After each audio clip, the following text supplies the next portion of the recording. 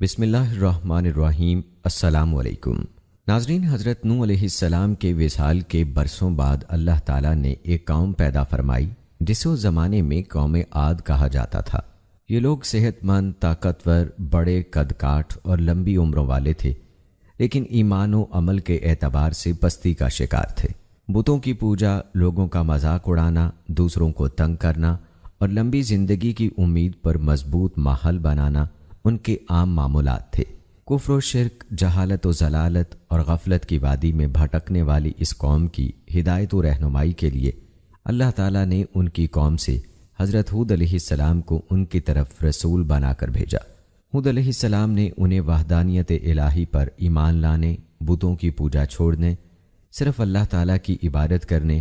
اور تمام برے افعال کو ترک کرنے کی دعوت دی، لیکن بہت تھوڑے افراد نے آپ کی تصدیق کی اور اکثر نے تکذیب و مخالفت اور بے بنیاد الزامات لگانے پر کمر باندھ لی۔ ناظرین، حضرت ہود علیہ السلام قبیلہ عاد سے تعلق رکھتے تھے۔ یہ ایک عربی قبیلہ تھا جن کی رہائش عمان اور حجر موت کے درمیان ریت کے ٹیلوں والے علاقے احقاف میں تھی۔ یہ علاقہ سمندر کے کنارے پر واقع تھا جو شہر کے نام سے معروف تھا، اور ان کی وادی کا نام مغیث تھا۔ یہ لوگ زیادہ تر لمبے لمبے ستونوں والے خیموں میں رہتے تھے، جیسے کہ اللہ تعالیٰ نے قرآن پاک میں ارشاد فرمایا،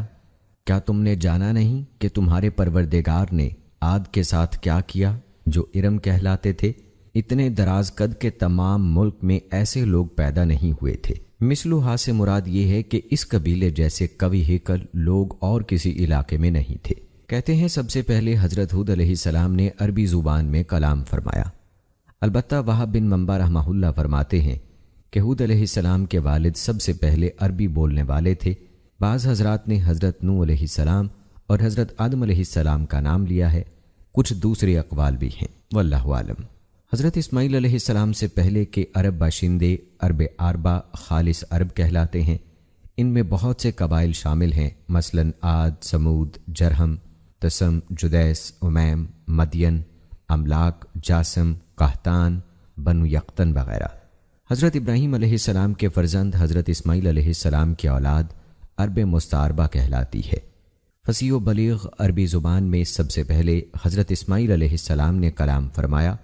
آپ نے عربی زبان قبیلہ جرہم کے ان افراد سے سیکھی تھی جو آپ کی والدہ حضرت ہاجرہ علیہ السلام کے پاس رہائش پذیر ہو گئے تھے، لیکن اللہ تعالیٰ نے اسماعیل علیہ السلام کو انتہائی فصاحت و بلاغت عطا فرمائی تھی۔ رسول اللہ صلی اللہ علیہ وآلہ وسلم بھی اسی انداز سے فصیح و بلیغ عربی میں کلام فرمایا کرتے تھے۔ ناظرین، ہود علیہ السلام کی بعثت کے حوالے سے اگر بات کی جائے تو طوفان نوح کے بعد سب سے پہلے قوم عاد نے، جنہیں عاد اولیٰ بھی کہا جاتا ہے، بت پرستی اختیار کی۔ ان کے 3 بت تھے جن کے نام سمد، سمود اور ہر تھے۔ چنانچہ اللہ تعالیٰ نے ان کے بھائی ہود علیہ السلام کو نبی بنا کر مبعوث فرمایا۔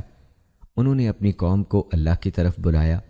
اللہ تعالیٰ نے سورہ اعراف میں حضرت نوح علیہ السلام کا واقعہ بیان کرنے کے بعد فرمایا، اور اسی طرح قوم عاد کی طرف ان کے بھائی ہود کو بھیجا۔ انہوں نے کہا کہ بھائیو، اللہ ہی کی عبادت کرو، اس کے سوا تمہارا کوئی معبود نہیں، کیا تم ڈرتے نہیں؟ ان کی قوم کے سردار جو کافر تھے کہنے لگے کہ تم ہمیں احمق نظر آتے ہو اور ہم تمہیں جھوٹا خیال کرتے ہیں۔ انہوں نے کہا کہ بھائیو، مجھ میں حماقت کی کوئی بات نہیں، بلکہ میں رب العالمین کا پیغمبر ہوں۔ میں تمہیں اللہ کے پیغام پہنچاتا ہوں اور تمہارا امانت دار خیر خواہ ہوں۔ کیا تم کو اس بات پر تعجب ہوا ہے کہ تم میں سے ایک شخص کے ہاتھ تمہارے پروردگار کی طرف سے تمہارے پاس نصیحت آئی تاکہ وہ تمہیں ڈرائے؟ اور یاد تو کرو جب اس نے تمہیں قوم نوح کے بعد سردار بنایا اور تمہیں پھیلاؤ زیادہ عطا کیا، پس اللہ کی نعمتوں کو یاد کرو تاکہ نجات حاصل کر سکو۔ وہ کہنے لگے کہ تم ہمارے پاس اس لیے آئے ہو کہ ہم اکیلے اللہ ہی کی عبادت کریں اور جن کو ہمارے باپ دادا پوجتے چلے آئے ہیں ان کو چھوڑ دیں۔ اگر تم سچے ہو تو جس چیز سے ہمیں ڈراتے ہو اسے لے آؤ۔ ہود نے کہا کہ تمہارے پروردگار کی طرف سے تم پر عذاب اور غضب کا نازل ہونا مقرر ہو چکا ہے۔ کیا تم مجھ سے ایسے ناموں کے بارے میں جھگڑتے ہو جو تم نے اور تمہارے باپ دادا نے اپنی طرف سے رکھ لیے ہیں، جن کی اللہ نے کوئی سند نازل نہیں کی؟ سو تم بھی انتظار کرو، میں بھی تمہارے ساتھ انتظار کرتا ہوں۔ پھر ہم نے ہود کو اور جو لوگ ان کے ساتھ تھے ان کو نجات بخشی، اور جنہوں نے ہماری آیتوں کو جھٹلایا تھا ان کی جڑ کاٹ دی، اور وہ ایمان لانے والے تھے ہی نہیں۔ اور ناظرین، سورہ ہود میں حضرت نوح علیہ السلام کے واقعے کے بعد اللہ تعالیٰ نے فرمایا، اور ہم نے عاد کی طرف ان کے بھائی ہود کو بھیجا، انہوں نے کہا کہ اے میری قوم، اللہ ہی کی عبادت کرو، اس کے سوا تمہارا کوئی معبود نہیں، تم شرک کر کے اللہ پر محض بہتان باندھتے ہو۔ اے میری قوم، میں اس واعظ و نصیحت کا تم سے کچھ صلہ نہیں مانگتا، میرا صلہ تو اس کے ذمے ہے جس نے مجھے پیدا کیا، بھلا تم سمجھتے کیوں نہیں؟ اور اے میری قوم، اپنے پروردگار سے بخشش مانگو، پھر اس کے آگے توبہ کرو، وہ تم پر آسمان سے موسلا دھار میم برسائے گا اور تمہاری طاقت پر طاقت بڑھائے گا، اور دیکھو گناہ گار بن کر روگردانی نہ کرو۔ وہ بولے، اے ہود، تم ہمارے پاس کوئی دلیل ظاہر لے کر نہیں آئے، اور ہم صرف تمہارے کہنے سے نہ اپنے معبودوں کو چھوڑنے والے ہیں اور نہ تم پر ایمان لانے والے ہیں، ہم تو یہ سمجھتے ہیں کہ ہمارے کسی معبود نے تمہیں آسیب پہنچا کر دیوانہ کر دیا ہے۔ انہوں نے کہا کہ میں اللہ کو گواہ بناتا ہوں، اور تم بھی گواہ رہو کہ جن کو تم اللہ کا شریک بناتے ہو میں ان سے بیزار ہوں، جن کی اللہ کے سوا عبادت کرتے ہو، وہ اور تم سب مل کر میرے بارے میں جو تدبیر کرنی چاہو کر لو، اور مجھے مہلت نہ دو۔ میں اللہ پر جو میرا اور تمہارا سب کا پروردگار ہے بھروسہ رکھتا ہوں۔ زمین پر جو بھی چلنے پھرنے والا ہے وہ اس کو چوٹی سے پکڑے ہوئے ہے، بے شک میرا پروردگار سیدھے راستے پر ہے۔ اگر تم روگردانی کرو گے تو جو پیغام میرے ہاتھ تمہاری طرف بھیجا گیا ہے وہ میں نے تمہیں پہنچا دیا ہے، اور میرا پروردگار تمہاری جگہ اور لوگوں کو لا بسائے گا، اور تم اللہ کا کچھ بھی نقصان نہیں کر سکتے۔ میرا پروردگار تو ہر چیز پر نگہبان ہے۔ اور جب ہمارا حکم عذاب آ پہنچا تو ہم نے ہود کو اور جو لوگ ان کے ساتھ ایمان لائے تھے ان کو اپنی مہربانی سے بچا لیا، اور انہیں عذاب شدید سے نجات دی۔ یہ وہی عاد ہیں جنہوں نے اللہ کی نشانیوں سے انکار کیا اور اس کے پیغمبروں کی نافرمانی کی، اور ہر متکبر و سرکش کا کہا مانا، تو اس دنیا میں بھی لعنت ان کے پیچھے لگی رہی اور قیامت کے دن بھی لگی رہے گی۔ دیکھو، عاد نے اپنے پروردگار سے کفر کیا، اور سن رکھو ہود کی قوم عاد پر پھٹکار ہے۔ دوستو، روایات بتاتی ہیں کہ حضرت ہود علیہ السلام امانت داری، مخلصی اور توکل جیسے بڑے اور اعلیٰ اوصاف کے مالک تھے۔ حضرت ہود علیہ السلام قوم عاد میں ایک امانت دار شخص کی حیثیت سے معروف تھے، اسی لیے جب قوم کے سامنے آپ نے اپنی رسالت کا اعلان فرمایا تو اپنی شان امانت داری کو بھی بطور خاص ذکر فرمایا۔ اس حوالے سے قرآن کریم کی سورہ شعراء میں ارشاد باری تعالیٰ ہے، بے شک میں تمہارے لیے امانت دار رسول بن کر آیا ہوں۔ دوستو، امانت داری حقیقت میں تمام انبیاء کرام علیہ السلام کا بنیادی وصف اور پسندیدہ انسانی صفات میں سے ہے۔ انبیاء کرام علیہ السلام خود بھی امانت دار ہوتے تھے اور اپنی امتوں کو بھی اس کا درس دیتے تھے۔ امانت کا لفظ بہت وسیع ہے، اس میں مالی امانت بھی داخل ہے، وحی الہی کی امانت بھی شامل ہے، اور اپنی ذمہ داریوں کو صحیح طریقے سے پورا کرنا بھی داخل ہے، اور دوسروں کو ذمہ داری دیتے ہوئے اہلیت و معیار کو پیش نظر رکھنا بھی شامل ہے۔ روایات بتاتی ہیں کہ سیدنا ہود علیہ السلام انتہائی مخلص اور ہر معاملے میں محض رضائے الہی کے طلبگار تھے، اسی لیے تبلیغ رسالت کے فرائض انجام دہی میں قوم کو واضح کر دیا کہ میں تم سے اس تبلیغ پر کچھ اجرت نہیں مانگتا، کیونکہ میرا اجر تو اسی کے ذمے پر ہے جو تمام جہانوں کا رب ہے۔ اس واقعے کو قرآن کریم کی سورہ شعراء میں ان الفاظ کے ساتھ بیان کیا گیا ہے، اور میں تم میں سے اس تبلیغ حق پر کوئی معاوضہ نہیں مانگتا، میرا اجر تو فقط تمام جہانوں کے رب کے ذمے ہے۔ دوستو، حضرت ہود علیہ السلام اللہ تعالیٰ پر توکل کے اعلیٰ مقام پر فائز تھے۔ تبلیغ رسالت میں آپ اپنی طاقتور اور ظالم و جابر قوم سے بالکل خوف زدہ نہ ہوئے، اور ان سے صاف صاف فرما دیا کہ میں اللہ تعالیٰ پر بھروسہ رکھتا ہوں جو میرا اور تمہارا رب ہے، اور بے شک میرا رب سیدھے راستے پر چلنے والوں کو ملتا ہے۔ دوستو، اس واقعے کو قرآن کریم کی سورہ ہود میں ان الفاظ کے ساتھ بیان کیا گیا، بے شک میں نے اللہ پر توکل کر لیا ہے جو میرا بھی رب ہے اور تمہارا بھی رب ہے، کوئی چلنے والا جاندار ایسا نہیں مگر وہ اسے اس کی چوٹی سے پکڑے ہوئے ہے، یعنی مکمل طور پر اس کے قبضہ قدرت میں ہے۔ بے شک میرا رب حق و عدل میں سیدھی راہ پر چلنے سے ملتا ہے۔ دوستو، یہ تھا مختصر تعارف اور تذکرہ حضرت ہود علیہ السلام کا۔ آئیے اب قوم عاد کا پس منظر آپ کو بتاتے ہیں۔ روایات بتاتی ہیں کہ طوفان نوح ختم ہونے کے بعد حضرت نوح علیہ السلام اور کشتی میں سوار دیگر مسلمان جودی پہاڑ پر اترے اور قریبی علاقے میں ایک بستی قائم کر کے اس میں رہنا شروع کر دیا۔ یہاں صرف حضرت نوح علیہ السلام کی اولاد کا سلسلہ آگے بڑھا، جبکہ بقیہ مسلمانوں سے کوئی نسل آگے نہیں چلی۔ اللہ تعالیٰ نے اولاد نوح علیہ السلام میں برکت دی اور گزرتے وقت کے ساتھ ساتھ آپ کی نسل مبارک میں اضافہ ہوتا گیا۔ جب ان کی تعداد بڑھی تو یہ مختلف قوموں اور قبیلوں میں تقسیم ہو کر دور دراز علاقوں میں پھیل گئے۔ انہی میں سے ایک قبیلہ جنوب کی جانب متوجہ ہوا اور جزیرہ عرب کے جنوبی طرف یمن کے ریتلے ٹیلے والے علاقے احقاف میں قیام پذیر ہو گیا۔ یہ قبیلہ اپنے والد عاد یا بادشاہ عاد کی نسبت سے قوم عاد کے نام سے معروف ہوا۔ روایات بتاتی ہیں کہ قوم عاد پر اللہ تعالیٰ کے بڑے انعامات تھے۔ اللہ تعالیٰ نے قوم عاد کو سلطنت دی اور بدنی قوت بھی وافر عطا فرمائی۔ شداد ابن عاد جیسا بڑا بادشاہ انہی میں سے ہوا، اور جسمانی اعتبار سے یہ لوگ انتہائی صحت مند، قوی و توانا، بہت لمبے قد والے اور بڑے بھاری ڈیل ڈول والے تھے۔ ان کے قد کاٹ سے متعلق قرآن کریم کی سورہ الفجر میں ارشاد باری تعالیٰ ہے، جو اہل ارم تھے اور بڑے بڑے ستونوں کی طرح دراز قد اور اونچے محلات والے تھے، جن کا مثل دنیا کے ملکوں میں کوئی بھی پیدا نہیں کیا گیا۔ دوستو، معروف واقعہ ہے کہ عاد کے ایک بیٹے شداد نے دنیا پر بادشاہت کی اور روئے زمین کے تمام بادشاہ اس کے فرما بردار ہوئے۔ اس نے جنت کا ذکر سن کر سرکشی کے طور پر دنیا میں جنت بنانی چاہی اور اس ارادے سے ایک بہت بڑا شہر بنایا، جس کے محل سونے اور چاندی کی اینٹوں سے تعمیر کیے گئے۔ یاقوت اور دیگر جواہرات کے ستون اس کی عمارتوں میں نصب ہوئے اور انہی سے فرش بنائے گئے۔ سنگریزوں کی جگہ آبدار موتی بچھائے گئے۔ ہر محل کے گرد جواہرات پر نہریں جاری کی گئیں اور طرح طرح کے درخت حسن و تزئین کے ساتھ لگائے گئے۔ جب یہ شہر مکمل ہوا تو شداد بادشاہ اپنے اعیان سلطنت کے ساتھ اس کی طرف روانہ ہوا۔ ابھی یہ لوگ اس شہر سے ایک منزل یعنی تقریباً 18 میل فاصلے کی دوری پر تھے کہ آسمان سے ایک ہولناک آواز آئی، جس سے یہ سب ہلاک ہو گئے۔ روایات میں آتا ہے کہ حضرت امیر معاویہ رضی اللہ تعالی عنہ کے عہد میں حضرت عبداللہ بن قلابہ رضی اللہ تعالی عنہ صحرائے عدن میں اپنا گمشدہ اونٹ تلاش کرتے ہوئے اس شہر میں پہنچے تو انہوں نے اس شہر کی تمام زیب و زینت دیکھی، مگر وہاں کوئی مکین نہ پایا۔ پھر تھوڑے سے جواہرات لے کر وہاں سے چلے۔ یہ بات جب حضرت امیر معاویہ رضی اللہ تعالی عنہ کو معلوم ہوئی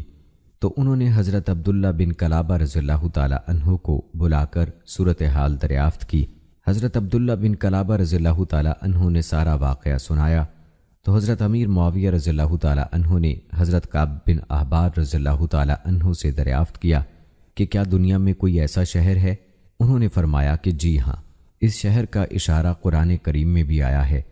یہ شہر شداد بن عاد نے بنایا تھا اور وہ سب عذاب الہی سے ہلاک ہو گئے تھے۔ آپ کے زمانے میں ایک مسلمان سرخ رنگ والا، نیلی آنکھوں والا، چھوٹے قد کا، جس کے ابرو پر ایک تل ہوگا، یہ اپنے اونٹ کی تلاش میں اس شہر میں داخل ہوگا۔ پھر حضرت عبداللہ بن قلابہ رضی اللہ تعالی عنہ کو دیکھ کر فرمایا کہ باخدا وہ شخص یہی ہے۔ دوستو، بات ہو رہی تھی قوم عاد کے بیچ میں ضمناً شداد کا تذکرہ چل پڑا کہ جس کا تعلق اسی قوم عاد سے تھا۔ روایات بتاتی ہیں کہ نعمتوں کی بہتات کے سبب قوم عاد بڑی خوشحال اور آرام دہ زندگی بسر کر رہی تھی، لیکن ان میں کفر و شرک اور فسق و فجور کی وبا پھیلی ہوئی تھی۔ یہ لوگ توحید الہی، عبادت خداوندی اور اطاعت رسول چھوڑ کر مختلف ناموں سے موسوم اپنے ہی تراشیدہ بتوں کی پوجا میں مشغول تھے۔ اس کے علاوہ یہ سرے راہ چھوٹی چھوٹی عمارتیں بناتے، ان پر بیٹھ کر لوگوں سے چھیڑخانی اور مذاق و مسخری کرتے اور زندگی کی موج مستیوں سے لطف اندوز ہونے کے لیے مضبوط ماحول تعمیر کرتے تھے۔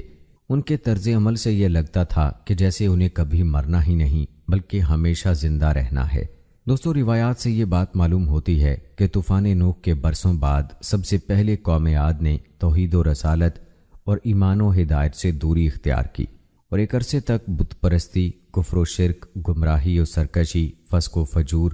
اور غفلت و جہالت میں مبتلا رہے۔ ان کی ہدایت و رہنمائی کے لیے اللہ تعالیٰ نے انہی کی قوم سے حضرت ہود علیہ السلام کو اپنا رسول بنا کر بھیجا۔ حضرت ہود علیہ السلام کی بعثت کے حوالے سے قرآن کریم کی سورہ اعراف میں ارشاد باری تعالیٰ ہے، اور ہم نے قوم عاد کی طرف ان کے قوم بھائی ہود علیہ السلام کو بھیجا۔ انہوں نے کہا، اے میری قوم، تم اللہ کی عبادت کیا کرو، اس کے سوا کوئی تمہارا معبود نہیں، کیا تم پرہیزگار نہیں بنتے؟ روایات میں آتا ہے کہ حضرت ہود علیہ السلام کی دعوت حق سن کر قوم عاد کے کافر سرداروں نے کہا کہ ہماری نگاہوں میں آپ سراسر حماقت کا شکار لگتے ہیں، کیونکہ آپ اپنے باپ دادا کے دین کی بجائے دوسرے دین کو مانتے ہیں، اور ہم آپ کے دعوی رسالت کو سچا نہیں سمجھتے۔ دوستو، اس واقعے کو قرآن کریم کی سورہ اعراف میں ان الفاظ کے ساتھ بیان کیا گیا ہے۔ ان کی قوم کے سرداروں اور رئیسوں نے جو کفر یعنی دعوت حق کی مخالفت و مزاحمت کر رہے تھے، کہا، اے ہود، بے شک ہم تمہیں حماقت میں مبتلا دیکھتے ہیں، اور بے شک ہم تمہیں جھوٹے لوگوں میں گمان کرتے ہیں۔ روایات بتاتی ہیں کہ سرداران کفار کے بے ادبانہ جواب کے مقابلے میں حضرت ہود علیہ السلام نے بڑے تحمل سے جواب دیا کہ اے میری قوم، میں ہرگز بھٹکا ہوا نہیں، کیونکہ میں تو تمام جہانوں کے پروردگار کا بھیجا ہوا رسول ہوں، اور رسول انتہائی کامل عقل والے ہوتے ہیں۔ میری ذمہ داری تم تک اپنے رب تعالیٰ کے پیغامات پہنچانا ہے، اور میں تمہارا سچا خیر خواہ اور امانت دار ہوں، لہٰذا کسی غلط فہمی میں مت پڑو۔ دوستو، اس واقعے کو قرآن کریم کی سورہ اعراف میں ان الفاظ کے ساتھ یوں بیان کیا گیا ہے، انہوں نے کہا، اے میری قوم، مجھ میں کوئی حماقت نہیں، لیکن یہ حقیقت ہے کہ میں تمام جہانوں کے رب کی طرف سے رسول مبعوث ہوا ہوں، میں تمہیں اپنے رب کے پیغامات پہنچا رہا ہوں، اور میں تمہارا امانت دار خیر خواہ ہوں۔ پھر حضرت ہود علیہ السلام نے سرداران کفار کو ان کی حماقت پر متنبہ کرتے ہوئے فرمایا کہ کیا تمہیں اس بات پر تعجب ہو رہا ہے کہ تمہارے پاس تمہاری ہی قوم کا ایک فرد رسول بن کر آیا ہے تاکہ تمہیں کفر و معصیت پر عذاب الہی سے ڈرائے؟ حالانکہ قابل تعجب تو تمہارا بے بس و لاچار بتوں کو رب تعالیٰ کا شریک ٹھہرانا ہے۔ اس واقعے کو قرآن کریم کی سورہ اعراف میں یوں بیان کیا گیا ہے، کیا تمہیں اس بات پر تعجب ہے کہ تمہارے پاس تمہارے رب کی طرف سے تمہیں میں سے ایک مرد کی زبان پر نصیحت آئی تاکہ وہ تمہیں عذاب الہی سے ڈرائے؟ دوستو، کہتے ہیں اس کے بعد سیدنا ہود علیہ السلام نے قوم عاد کو انعامات الہی یاد دلا کر نصیحت فرمائی کہ اے میری قوم، یاد کرو کہ اللہ تعالیٰ نے قوم نوح کی ہلاکت کے بعد تمہیں زمین میں جانشین کیا اور بہت زیادہ جسمانی قوت سے بھی نوازا کہ قد کاٹ اور قوت دونوں میں دوسروں سے ممتاز ہو، لہٰذا تمہیں چاہیے کہ اللہ تعالیٰ کی ان نعمتوں کو یاد رکھو اور شکرانے میں ایمان لاؤ اور اطاعت و بندگی کا راستہ اختیار کرو تاکہ تمہیں فلاح نصیب ہو۔ اس واقعے کو قرآن کریم کی سورہ اعراف میں یوں بیان کیا گیا ہے، اور یاد کرو جب اس نے تمہیں قوم نوح کے بعد زمین پر جانشین بنایا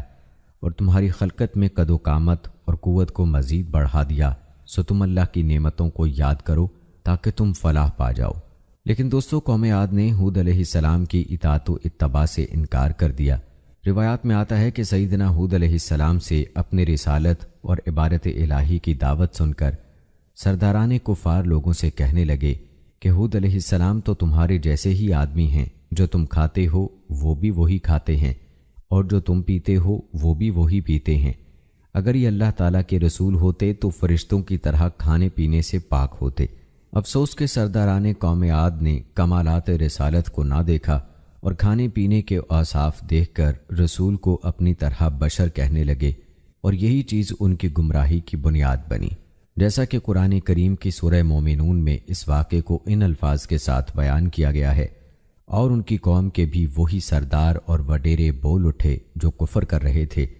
اور آخرت کی ملاقات کو جھٹلاتے تھے، اور ہم نے انہیں دنیاوی زندگی میں مال و دولت کی کثرت کے باعث آسودگی بھی دے رکھی تھی۔ لوگوں سے کہنے لگے کہ یہ شخص تو محض تمہارے ہی جیسا ایک بشر ہے، وہی چیز کھاتا ہے جو تم کھاتے ہو، اور وہی کچھ پیتا ہے جو تم پیتے ہو، اور اگر تم نے اپنے ہی جیسے ایک بشر کی اطاعت کر لی تو پھر تم ضرور خسارہ اٹھانے والے ہوں گے۔ روایات بتاتی ہیں کہ قوم عاد نے ایک اور موقع پر واضح الفاظ میں یہ کہہ کر بھی حضرت ہود علیہ السلام کی رسالت کا انکار کیا کہ اگر ہمارا رب ہماری طرف کوئی رسول بھیجنا چاہتا تو وہ فرشتوں کو اتار دیتا اور آپ چونکہ فرشتہ نہیں اس لیے ہم آپ کی رسالت کا انکار کرتے ہیں۔ دوستو، اس واقعے کو قرآن کریم کی سورہ حامیم سجدہ میں ان الفاظ کے ساتھ بیان کیا گیا ہے: جب ان کے پاس ان کے آگے اور ان کے پیچھے یا ان سے پہلے اور ان کے بعد پیغمبر آئے اور کہا کہ اللہ کے سوا کسی کی عبادت نہ کرو، تو وہ کہنے لگے اگر ہمارا رب چاہتا تو فرشتوں کو اتار دیتا، سو جو کچھ تم دے کر بھیجے گئے ہو ہم اس کے منکر ہیں۔ دوستو، ایک اور مقام پر قوم عاد کی تکذیب کا ذکر ان الفاظ کے ساتھ کیا گیا ہے: قوم عاد نے بھی پیغمبروں کو جھٹلایا جب ان سے ان کے قومی بھائی ہود علیہ السلام نے فرمایا کیا تم اللہ سے ڈرتے نہیں ہو؟ بے شک میں تمہارے لیے امانت دار رسول بن کر آیا ہوں، سو تم اللہ سے ڈرو اور میری اطاعت کرو، اور میں تم سے اس تبلیغ حق پر کوئی معاوضہ نہیں مانگتا، میرا اجر تو فقط تمام جہانوں کے رب کے ذمے ہے۔ سورہ شعراء کی آیت نمبر 123 تا 127۔ لیکن یہ لوگ برابر اپنے نبی کو جھٹلاتے رہے۔ دوستو، روایات میں آتا ہے کہ حضرت ہود علیہ السلام نے قوم عاد کو قیامت کے دن دوبارہ زندہ ہو کر بارگاہ الہی میں پیش ہونے کا بھی بتایا، جس پر کافر سرداروں نے ورغلانے کے لیے اپنے لوگوں کو ایک عقلی دلیل دیتے ہوئے کہا کہ کیا سیدنا ہود علیہ السلام تم سے یہ کہتے ہیں کہ مرنے کے بعد جب تمہارا گوشت پوست سب مٹی میں مل جائے گا اور صرف ہڈیاں باقی رہ جائیں گی تو اس کے بعد تمہیں پھر سے زندہ کر کے قبروں سے نکالا جائے گا؟ یہ سب باتیں عقل سے بہت بعید ہیں۔ اس کے علاوہ قوم عاد کے سرداروں نے اپنے لوگوں کو آج کے دہریوں کی طرح کہا کہ دوبارہ زندگی کبھی نہیں ملے گی اور دنیا کی زندگی کے سوا اور کوئی زندگی نہیں، اسی دنیا میں موت و حیات کا سلسلہ جاری ہے کہ ہم پیدا ہوتے ہیں اور پھر کسی وقت مر جاتے ہیں اور قصہ تمام، نہ کوئی مرنے کے بعد زندگی ہے اور نہ کوئی حساب کتاب۔ مزید یہ کہ حضرت ہود علیہ السلام کا دعوی رسالت اور موت کے بعد زندگی کی باتیں سب خام خیالی ہے اور نعوذ باللہ غلط طور پر خدا تعالیٰ کی طرف منسوب ہے۔ اس واقعے کو قرآن کریم کی سورہ مومنون میں یوں بیان کیا گیا ہے: کیا یہ شخص تم سے یہ وعدہ کر رہا ہے کہ جب تم مر جاؤ گے اور تم مٹی اور بوسیدہ ہڈیاں ہو جاؤ گے تو تم دوبارہ زندہ ہو کر نکالے جاؤ گے؟ بعید از قیاس بعید از وقوع ہیں وہ باتیں جن کا تم سے وعدہ کیا جا رہا ہے۔ وہ آخرت کی زندگی کچھ نہیں، ہماری زندگانی تو یہی دنیا ہے، ہم یہیں مرتے اور جیتے ہیں اور بس ختم، ہم دوبارہ نہیں اٹھائے جائیں گے۔ یہ تو محض ایسا شخص ہے جس نے اللہ پر جھوٹا بہتان لگایا ہے اور ہم بالکل اس پر ایمان لانے والے نہیں ہیں۔ دوستو، یوں ان لوگوں نے ہٹ دھرمی اختیار کی اور ہود علیہ السلام پر ایمان نہ لائے کیونکہ قوم عاد کا غرور تکبر حد درجے تک بڑھا ہوا تھا۔ روایات بتاتی ہیں کہ قبیلہ عاد کے لوگ بڑے طاقتور، شاہزور اور متکبر تھے۔ ایک موقع پر سیدنا ہود علیہ السلام نے انہیں عذاب الہی سے ڈرایا تو انہوں نے اپنی قوت پر غرور کرتے ہوئے کہا کہ ہم سے زیادہ طاقتور کوئی نہیں اور اگر عذاب آیا تو ہم اسے اپنی طاقت سے ہٹا سکتے ہیں۔ دوستو، اس واقعے کو قرآن کریم کی سورہ حامیم سجدہ میں ان الفاظ کے ساتھ بیان کیا گیا ہے: پس جو قوم عاد تھی سو انہوں نے زمین میں ناحق تکبر اور سرکشی کی اور کہنے لگے ہم سے بڑھ کر طاقتور کون ہے؟ اور کیا انہوں نے نہیں دیکھا کہ اللہ جس نے انہیں پیدا فرمایا ہے وہ ان سے کہیں بڑھ کر طاقتور ہے؟ اور وہ ہماری آیتوں کا انکار کرتے رہے۔ دوستو، روایات میں آتا ہے کہ قوم عاد نے حضرت ہود علیہ السلام کی نصیحتوں کے جواب میں ہٹ دھرمی کا مظاہرہ کرتے ہوئے ایک موقع پر کہا کہ آپ کی ہمیں نصیحت کرنا نہ کرنا دونوں برابر ہیں، ہم ہرگز آپ کی بات نہ مانیں گے اور نہ ہی دعوت حق قبول کریں گے، اور جن چیزوں کا آپ ہمیں خوف دلا رہے ہیں یہ پہلے لوگوں کی باتیں ہیں، وہ بھی ایسی ہی باتیں کرتے تھے۔ ہمارے اعمال و عادات پر دنیا میں نہ تو ہمیں عذاب دیا جائے گا، نہ مرنے کے بعد ہمیں اٹھنا ہے اور نہ آخرت میں کوئی حساب دینا ہے۔ دوستو، اس واقعے کو قرآن کریم کی سورہ شعراء میں ان الفاظ کے ساتھ بیان کیا گیا ہے: وہ بولے ہمارے حق میں برابر ہے، خواہ تم نصیحت کرو یا نصیحت کرنے والوں میں نہ بنو، ہم نہیں مانیں گے۔ یہ اور کچھ نہیں مگر صرف پہلے لوگوں کی عادات و اطوار ہیں جنہیں ہم چھوڑ نہیں سکتے اور ہم پر عذاب نہیں کیا جائے گا۔ دوستو، ظلم کی انتہا ملاحظہ فرمائی کہ قوم عاد نے اپنے شرک اور بت پرستی کے جواز میں اللہ تعالیٰ پر ہی شرک کی اجازت بلکہ حکم دینے کا بہتان لگا دیا کہ نعوذ باللہ رب تعالیٰ نے اپنے شریک بنائے ہیں اور ہم اسی کے حکم سے ان بتوں کی عبادت کرتے ہیں۔ اس کا رد کرتے ہوئے حضرت ہود علیہ السلام نے پہلے اپنی قوم کو وحدانیت الہی کا اقرار اور عبادت الہی کرنے کی دعوت دی۔ پھر فرمایا کہ شرک و بت پرستی کے جواز پر تمہارا یہ قول اللہ تعالیٰ پر صریح بہتان ہے۔ اللہ تعالیٰ نے نہ تو کسی کو اپنا شریک بنایا ہے اور نہ ہی اپنے علاوہ کسی اور کی عبادت کا حکم دیا ہے۔ اس واقعے کو قرآن کریم کی سورہ ہود میں یوں بیان کیا گیا ہے، اور ہم نے قوم عاد کی طرف ان کے بھائی ہود علیہ السلام کو بھیجا۔ انہوں نے کہا، اے میری قوم، اللہ کی عبادت کرو، اس کے سوا تمہارے لیے کوئی معبود نہیں، تم اللہ پر شریک رکھنے کا محض بہتان باندھنے والے ہو۔ البتہ دوستو، حضرت ہود علیہ السلام اپنی قوم کو واضح و نصیحت کرتے رہے۔ ایک موقع پر حضرت ہود علیہ السلام نے اپنی قوم سے فرمایا کہ بے شک مجھے ڈر ہے کہ تمہارے شرک اور توحید سے منہ موڑنے کی وجہ سے کہیں تم پر ایک بڑے دن کا عذاب نہ آ جائے۔ اگر تم اسے بچنا چاہتے ہو تو اللہ تعالیٰ کی وحدانیت پر ایمان لے آؤ اور صرف اسی کی عبادت کرو۔ اس واقعے کو قرآن کریم کی سورہ احقاف میں یوں بیان کیا گیا ہے، اور اے حبیب، آپ قوم عاد کے بھائی ہود علیہ السلام کا ذکر کیجئے جب انہوں نے عمان اور مہرہ کے درمیان یمن کی ایک وادی احقاف میں اپنی قوم کو اعمال بد کے نتائج سے ڈرایا۔ حالانکہ اس سے پہلے اور اس کے بعد بھی کئی ڈرانے والے پیغمبر گزر چکے تھے کہ تم اللہ کے سوا کسی اور کی پرستش نہ کرنا، مجھے ڈر ہے کہ کہیں تم پر بڑے ہولناک دن کا عذاب نہ آ جائے۔ لیکن حضرت ہود علیہ السلام کی نصیحت کے جواب میں قوم عاد نے کہا کہ اے ہود علیہ السلام، کیا آپ ہمارے پاس اس لیے آئے ہو کہ ہم سے ہمارے بتوں کی پوجا چھڑا کر ہمیں اپنے دین کی طرف پھیر لو؟ ایسا تو ہرگز نہیں ہو سکتا۔ ہاں، آپ نے جس عذاب کی ہمیں وعید سنائی ہے، اگر آپ سچے ہیں تو ہم پر وہ عذاب لے آئیں۔ دوستو، اس واقعے کو قرآن کریم کی سورہ احقاف میں یوں بیان کیا گیا ہے، وہ کہنے لگے کہ کیا آپ ہمارے پاس اس لیے آئے ہیں کہ ہمیں ہمارے معبودوں سے برگشتہ کر دیں؟ پس وہ عذاب لے آئیں جس سے ہمیں ڈرا رہے ہیں، اگر آپ سچوں میں سے ہیں۔ اس کے جواب میں سیدنا ہود علیہ السلام نے قوم عاد سے فرمایا کہ عذاب اترنے کا علم تو صرف اللہ تعالیٰ ہی کو ہے، اور وہی اس کے مقررہ وقت پر نازل فرمائے گا۔ میری ذمہ داری یہ ہے کہ احکام الہی تم تک پہنچا دوں۔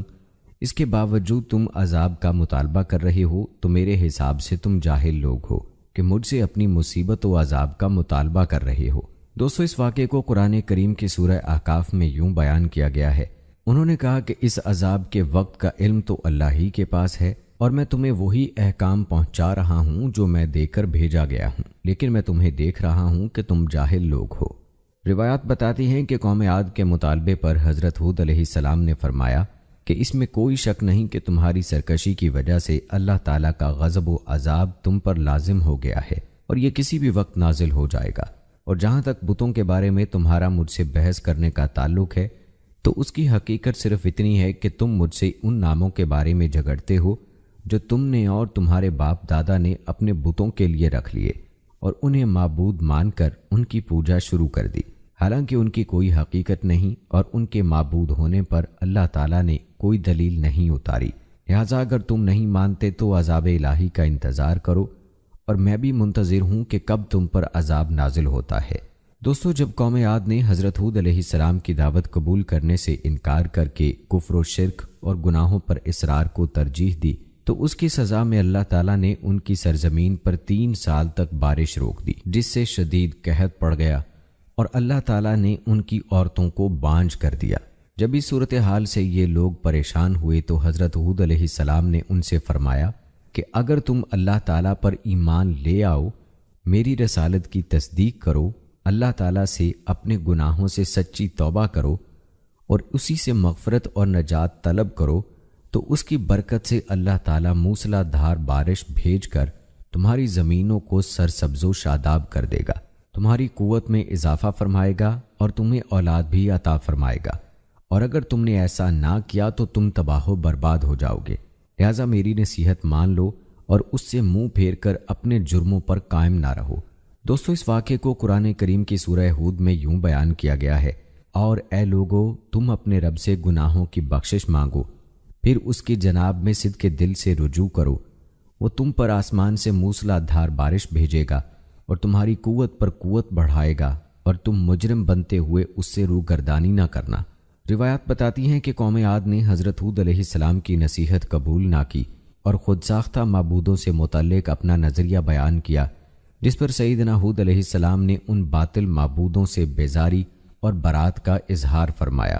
اس واقعے کو قرآن کریم کی سورہ ہود میں یوں بیان کیا گیا ہے: بے شک میں نے اللہ پر توکل کر لیا ہے، جو میرا بھی رب ہے اور تمہارا بھی رب ہے۔ کوئی چلنے والا جاندار ایسا نہیں مگر وہ اسے اس کی چوٹی سے پکڑے ہوئے ہے،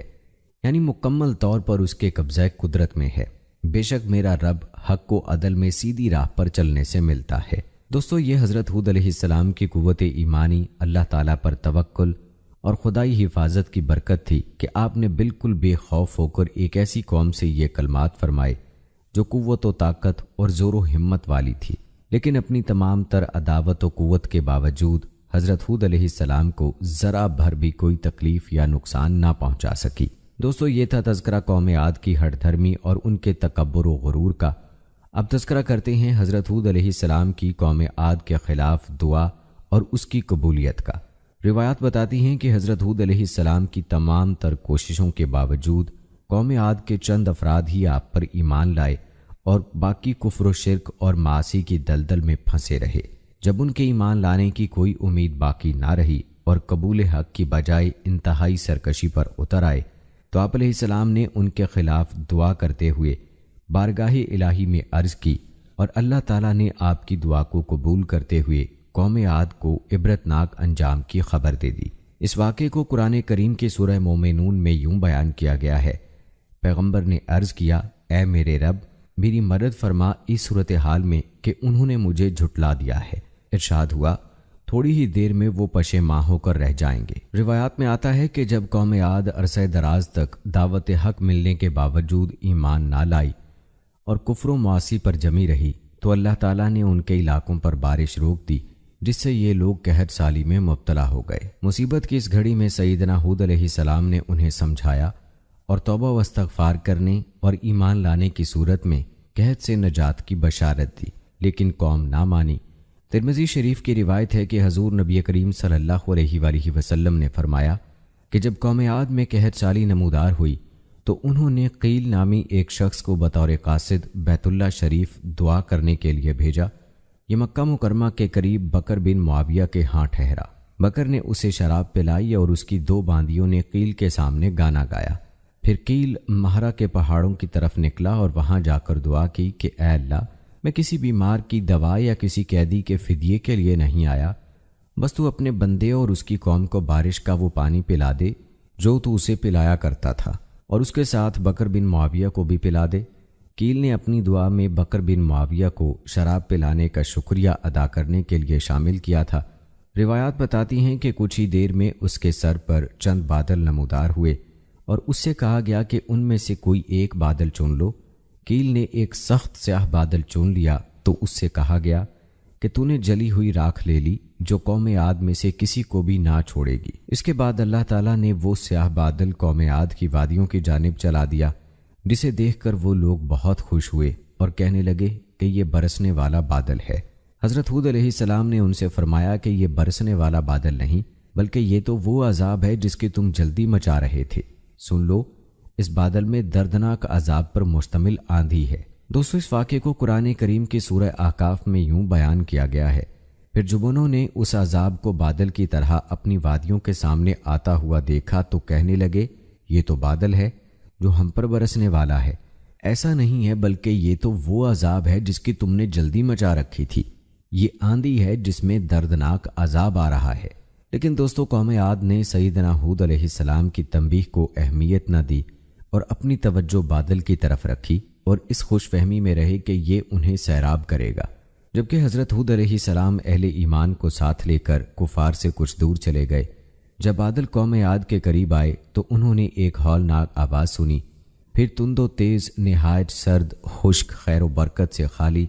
اور سخت سناٹے دار آندھی چل پڑی،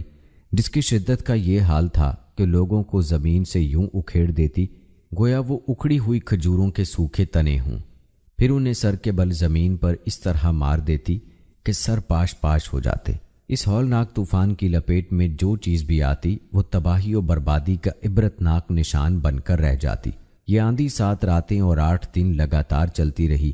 اور جب ختم ہوئی تو قوم عاد کے خالی مکان ہی نظر آ رہے تھے، جبکہ تمام کفار نیست و نابود ہو کر فنا کے گھاٹ اتر چکے تھے۔ دوستو، اس ہولناک عذاب کا حال قرآن کریم میں یوں بیان کیا گیا ہے: پس سچے وعدے کے مطابق انہیں خوفناک آواز نے آ پکڑا، سو ہم نے انہیں خش و خاشاک بنا دیا۔ پس ظالم قوم کے لیے ہماری رحمت سے دوری و محرومی ہے، اور قوم عاد کی ہلاکت میں بھی نشانی ہے، جبکہ ہم نے ان پر بے خیر و برکت ہوا بھیجی، وہ جس چیز پر بھی گزرتی تھی اسے ریزہ ریزہ کیے بغیر نہیں چھوڑتی تھی۔ دوستو، روایات بتاتی ہیں کہ اللہ تعالیٰ نے حضرت ہود علیہ السلام اور اہل ایمان کو اپنی رحمت سے اس ہولناک عذاب سے محفوظ رکھا، اور جیسے اللہ تعالیٰ نے مسلمانوں کو دنیا کے عذاب سے بچایا، ایسے ہی اپنی رحمت کے صدقے آخرت کے سخت عذاب سے بھی محفوظ رکھے گا۔ اس حوالے سے سورہ اعراف میں ارشاد باری تعالیٰ ہے: پھر ہم نے ان کو اور جو لوگ ان کے ساتھ تھے اپنی رحمت کے باعث نجات بخشی، اور ان لوگوں کی جڑ کاٹ دی جنہوں نے ہماری آیتوں کو جھٹلایا تھا اور وہ ایمان لانے والے نہ تھے۔ دوستو، یاد رہے کہ قوم عاد کا ہولناک انجام اپنے اندر نصیحت و عبرت کے بے شمار درس لیے ہوئے ہے۔ جب اس قوم کی اکثریت رب تعالیٰ کی نافرمانی پر تل گئی اور کسی بھی قسم کی واعظ و تذکیر قبول کرنے سے انکار کر دیا، بلکہ سمجھانے والوں کا مذاق اڑانے اور خدائی احکام کے جھٹلانے کو اپنا وتیرہ بنا لیا، تو عذاب الہی کا ایسا کوڑا برسا کہ جس نے ان کا نام و نشان مٹا کر رکھ دیا۔ اللہ تعالیٰ نے اس واقعے کو اور اس سے عبرت حاصل کرنے کو قرآن کریم میں کئی جگہ پر صراحت سے بیان فرمایا ہے۔ سورہ ہود میں ارشاد باری تعالیٰ ہے: اور یہ قوم عاد ہے جنہوں نے اپنے رب کی آیتوں کا انکار کیا اور اپنے رسولوں کی نافرمانی کی، اور ہر جابر و متکبر دشمن حق کے حکم کی پیروی کی، اور اس دنیا میں بھی ان کے پیچھے لعنت لگا دی گئی، اور قیامت کے دن بھی لگے گی۔ یاد رکھو کہ قوم عاد نے اپنے رب کے ساتھ کفر کیا تھا۔ خبردار، ہود علیہ السلام کی قوم عاد کے لیے رحمت سے دوری ہے۔ اسی طرح سورہ نجم میں ارشاد باری تعالیٰ ہے: اور یہ کہ اسی نے پہلی قوم عاد کو ہلاک کیا، اور قوم سمود کو بھی، پھر ان میں سے کسی کو باقی نہ چھوڑا، اور اس سے پہلے قوم نوح کو بھی ہلاک کیا، بے شک وہ بڑے ہی ظالم اور بڑے ہی سرکش تھے۔ اور قوم لوط کی الٹی ہوئی بستیوں کو اوپر اٹھا کر اس نے نیچے دے پٹکا، پس ان کو ڈھانپ لیا جس نے ڈھانپ لیا، یعنی پھر ان پر پتھروں کی بارش کر دی۔ سو اے انسان، تو اپنے پروردگار کی کن کن نعمتوں میں شکر کرے گا۔ دوستو، یہ تھا تفصیلی تذکرہ قوم ہود پر اللہ تعالیٰ کے عذاب کا۔ اس قوم پر عذاب کے بعد ہود علیہ السلام کہاں تشریف لے گئے، آپ علیہ السلام نے کتنی عمر پائی، اور آپ علیہ السلام کی قبر مبارک کہاں ہے، یہ بھی آپ کو بتائیں گے۔ لیکن اس سے پہلے آپ کو چند احادیث بتاتے ہیں جن میں حضرت ہود علیہ السلام کا تذکرہ موجود ہے۔ دوستو، احادیث نبی صلی اللہ علیہ وآلہ وسلم میں حضرت ہود علیہ السلام اور قوم عاد کا ذکر مختلف روایات میں ملتا ہے۔ حضرت عبداللہ بن عباس رضی اللہ تعالی عنہ سے روایت ہے کہ حضور نبی کریم صلی اللہ علیہ وآلہ وسلم نے فرمایا کہ اللہ تعالی ہم پر اور عاد کے ہم قوم یعنی حضرت ہود علیہ السلام پر رحم فرمائے۔ اسی طرح حضرت ابی بن کعب رضی اللہ تعالی عنہ سے روایت ہے کہ حضور نبی کریم صلی اللہ علیہ وآلہ وسلم جب انبیاء اکرام علیہ السلام کا تذکرہ فرماتے تو اپنے آپ سے ابتدا فرماتے اور فرماتے کہ اللہ تعالیٰ کی ہم پر رحمت ہو، اور حضرت ہود علیہ السلام اور حضرت صالح علیہ السلام پر رحمت ہو۔ اسی طرح ایک اور مقام پر حضرت عبداللہ بن عباس رضی اللہ تعالی عنہ سے روایت ہے کہ حضور نبی کریم صلی اللہ علیہ وآلہ وسلم نے ارشاد فرمایا کہ سبا کے ذریعے میری مدد کی گئی اور دبور ہوا کے ذریعے قوم عاد کو ہلاک کیا گیا۔ یاد رہے کہ سبا وہ ہوا ہے جو مشرق سے مغرب کی طرف چلتی ہے، اور اس کے ذریعے غزوہ خندق کے موقع پر حضور نبی کریم صلی اللہ علیہ وآلہ وسلم کی مدد کی گئی، جبکہ دبور وہ ہوا ہے جو مغرب سے مشرق کی طرف چلتی ہے۔ دوستو، ایک اور روایت ام المومنین سیدہ عائشہ صدیقہ رضی اللہ تعالی عنہا سے یوں منقول ہے کہ جب حضور نبی کریم صلی اللہ علیہ وآلہ وسلم بادل یا آندھی کو دیکھتے تو چہرہ مبارک پر خوف کے آثار دکھائی دیتے۔ میں نے عرض کیا کہ یا رسول اللہ صلی اللہ علیہ وآلہ وسلم، لوگ بادل کو دیکھ کر خوش ہوتے ہیں کہ اس میں بارش ہوگی، جبکہ میں نے آپ صلی اللہ علیہ وآلہ وسلم کو دیکھا ہے کہ بادل کو دیکھ کر آپ صلی اللہ علیہ وآلہ وسلم کے چہرہ انور کے آثار تبدیل ہو جاتے ہیں۔ حضور نبی کریم صلی اللہ علیہ وآلہ وسلم نے ارشاد فرمایا کہ اے عائشہ،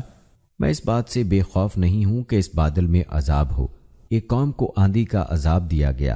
اور ایک قوم نے عذاب دیکھ کر کہا تھا کہ یہ ہمیں بارش دینے والا بادل ہے۔ اسی طرح ایک اور روایت میں ہے کہ جب تیز ہوا چلتی تو حضور صلی اللہ علیہ وآلہ وسلم عرض کرتے کہ یا اللہ،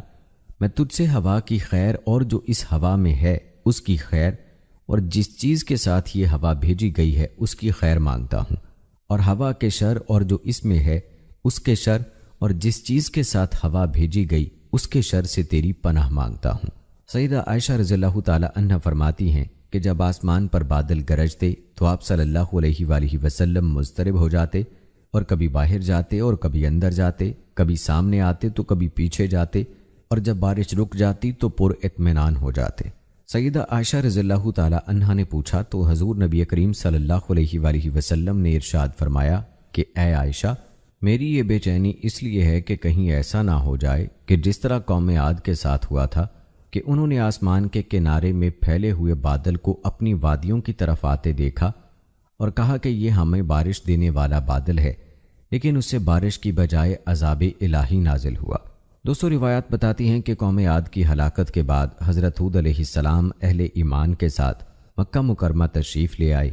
اور آخر عمر مبارک تک وہیں مقیم رہے۔ ایک روایت کے مطابق دیگر انبیاء کرام علیہ السلام کا بھی یہی طریق رہا کہ جب انبیاء کرام میں سے کسی نبی کی امت ہلاک ہو جاتی تو وہ نبی علیہ السلام اور ان کے پیروکار مکہ مکرمہ تشریف لے آتے اور باقی زندگی یہی عبادت الہی کرتے یہاں تک کہ ان کا انتقال ہو جاتا۔ چنانچہ مکہ مکرمہ میں ہی حضرت نوح علیہ السلام، حضرت ہود علیہ السلام، حضرت صالح علیہ السلام اور حضرت شعیب علیہ السلام کا وصال پاک ہوا، اور ان کی قبریں بھی زمزم اور حجر اسود کے درمیان ہیں۔ دوستو، آپ کو بتاتے چلیں کہ حضرت ہود علیہ السلام حضرت نوح علیہ السلام سے تقریباً 800 سال بعد تشریف لائے اور آپ ہی کی شریعت پر تھے۔ حضرت ہود علیہ السلام کی عمر مبارک کے حوالے سے کئی اقوال ہیں کہ آپ کی عمر مبارک 400 سال، 460 سال یا 464 سال تھی۔ 464 سال والا قول زیادہ معروف ہے۔ جہاں تک حضرت ہود علیہ السلام کی قبر مبارک کی بات ہے تو علامہ بغوی رحمہ اللہ نے حضرت علی المرتضیٰ کرم اللہ وجہہ الکریم سے روایت بیان کی ہے کہ حضرت ہود علیہ السلام کی قبر مبارک حضر موت میں ایک سرخ ٹیلے پر ہے، اور حضرت عبد الرحمن بن ثابت رحمہ اللہ نے بیان کیا ہے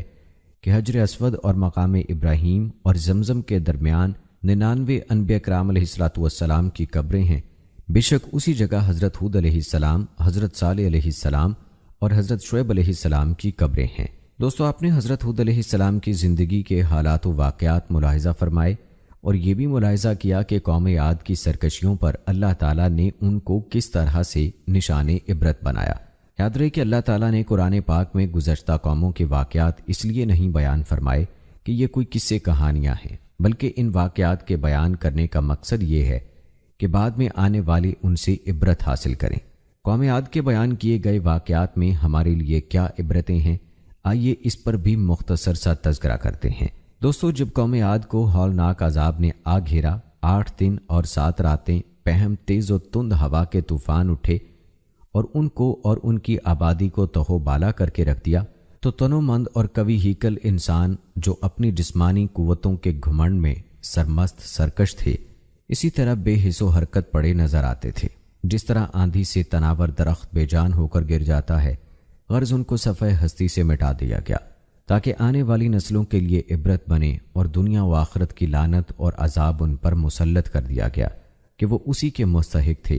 اور حضرت ہود علیہ السلام اور ان کے مخلص پیروکار خدا کی رحمت و نعمت میں عذاب الہی سے محفوظ رہے اور سرکش قوم کی سرکشی و بغاوت سے معمون ہو گئے۔ دوستو، قوم عاد کی یہ داستان عبرت اپنے عبرت اور بے شمار پند و نصائح رکھتی ہے اور خدائے برتر کے احکام کی تعمیل اور تقوی و طہارت کی زندگی کی جانب دعوت دیتی ہے۔ شرارت، سرکشی اور خدا کے احکام سے بغاوت کے انجام بد سے آگاہ کرتی اور وقتی خوش عیشی پر گھمنڈ کر کے نتیجے کی بدبختی پر مذاق اڑانے سے ڈراتی اور باز رکھتی ہے۔ دوستو، حضرت ہود علیہ السلام نے لطف و مہربانی کے ساتھ اپنی قوم کو خدا کی وحدانیت پر ایمان لانے کی ترغیب دی، اس کی لازوال نعمتوں کو یاد دلایا اور آئندہ کے لیے وعدہ کیا، مگر بدبخت قوم نے کس طرح مان کر نہ دیا۔ اس کا سب سے بڑا سبب وہ جاہلانہ عقیدہ تھا کہ باپ دادا کی ریت و رسم اور ان کے خود ساختہ اصنام کی قہرمانیت کے خلاف جو شخص بھی آواز اٹھائے گا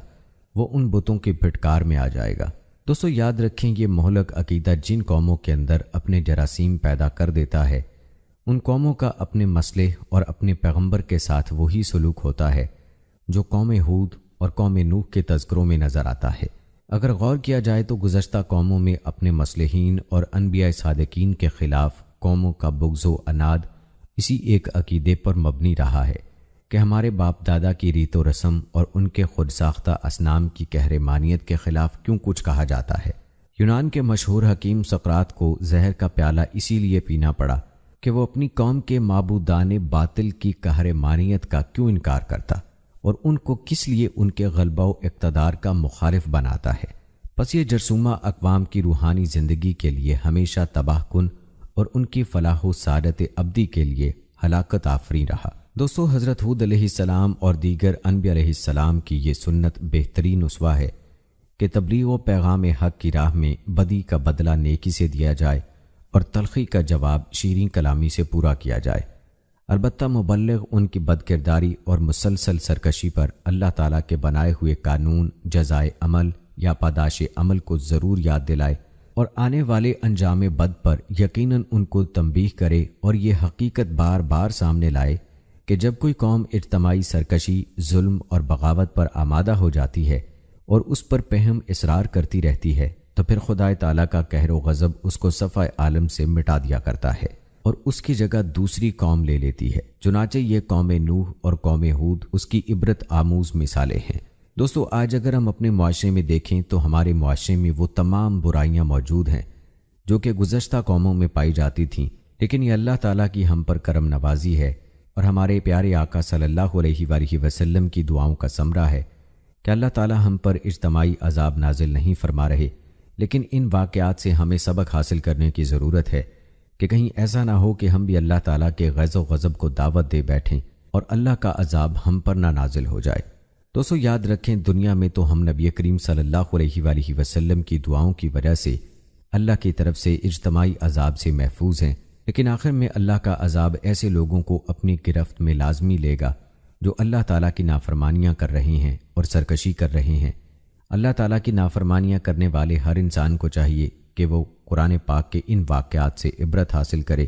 دوستو، حدیث میں آتا ہے کہ حضرت ابو بکر صدیق رضی اللہ تعالیٰ عنہ نے نبی کریم صلی اللہ علیہ وآلہ وسلم سے عرض کیا،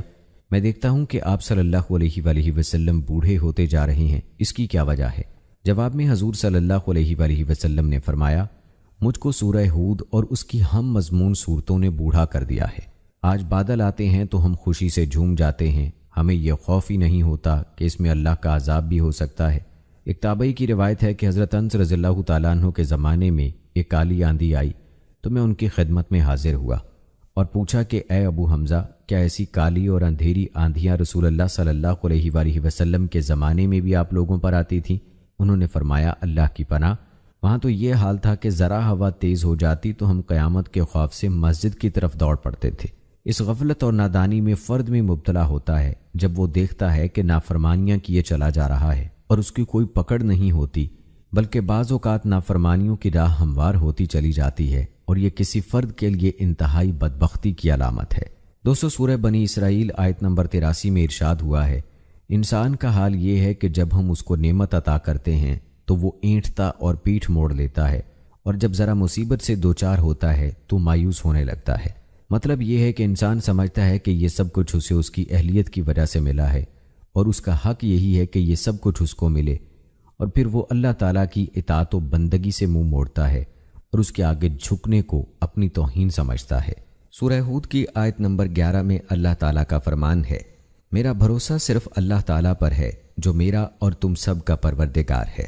لہٰذا جو بھی دائی اللہ تعالیٰ پر بھروسہ کرتا ہے، اللہ تعالیٰ اس کے خوف کو امن